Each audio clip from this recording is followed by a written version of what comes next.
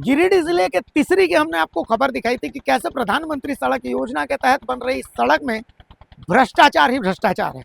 ग्रामीणों ने इसका विरोध किया था और अब ग्रामीणों के समर्थन में पूर्व विधायक राजकुमार यादव भी आ गए। असल में गिरिडीह के तीसरी प्रखंड के खिजूरी मोड़ से केंदुआ होते हुए खंबाचक तक 8 करोड़ की लागत से निर्माणाधीन ग्राम सड़क योजना में गड़बड़ी पर ग्रामीणों ने जमकर विरोध किया।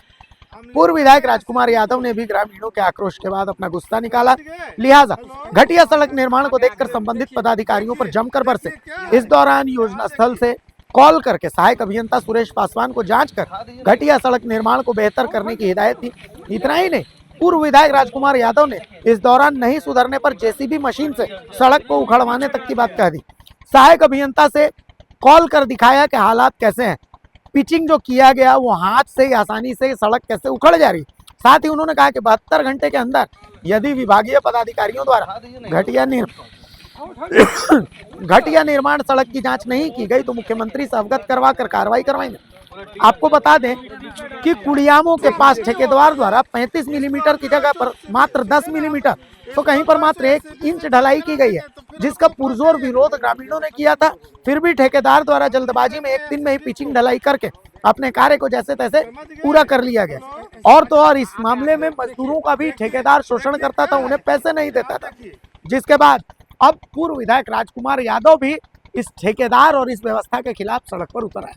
क्या है बताइए? साइड में भी सही रहता है। काफड़ा है क्या? उखड़ जाएगा।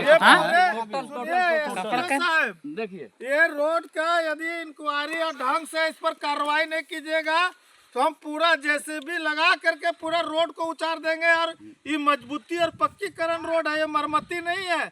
आपको इतना बड़ा इसका एस्टीमेट है, ये पूरा घोटाला करेंगे तो एसीबी से एंटी करप्शन ब्यूरो से हम इसको जांच कराएंगे। सीएम से मिल करके सुन लीजिए, ये नहीं चलेगा।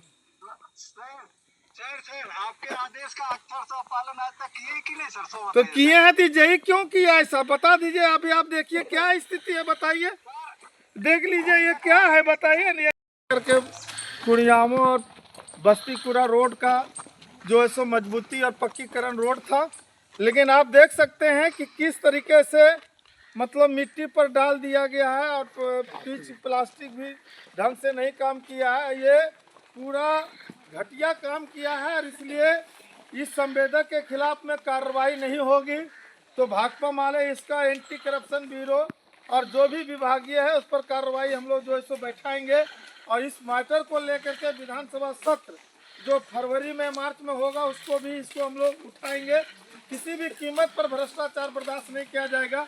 ये करोड़ों की लागत से ये रोड है और इस तरीके से जो मापदंड है, जितना इसका पक्कीकरण में जितना पिच लगना चाहिए ये नहीं लगा है। और ना तो ठेकेदार ने जो है सो कोई काम किया है। ये बाहरी ठेकेदार बंगाल से आकर के पूरे झारखंड को जो है सो लूट का और जो भ्रष्टाचार का अड्डा बना दिया है। और इसमें सफ़ेद पोस्ट नेताओं का संरक्षण प्राप्त है, लेकिन भाकपा माले और पूरे युवा इस क्षेत्र के इस तरह के करप्शन को किसी भी कीमत पर बर्दाश्त नहीं किया जाएगा।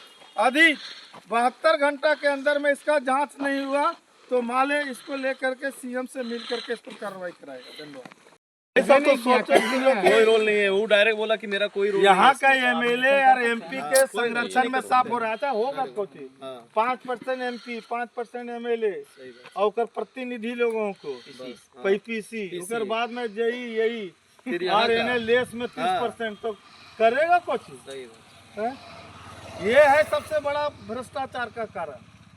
तब तो देखिएगा कि कह रहे हैं बड़ा बाबू आकर के तो बड़ा बाबू क्यों संरक्षण दे रहा, ये भी सोचने की चीज है।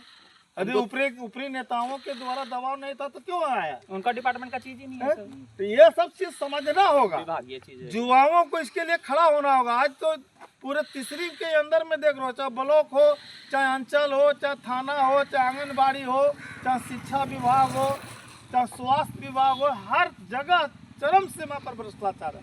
और भ्रष्टाचार इसलिए है कि आपका विधायक चुप है, सांसद तो कभी आता है ना। और हम लोग धर्म के नाम पर, जाति के नाम पर वोट तो दे देते हो।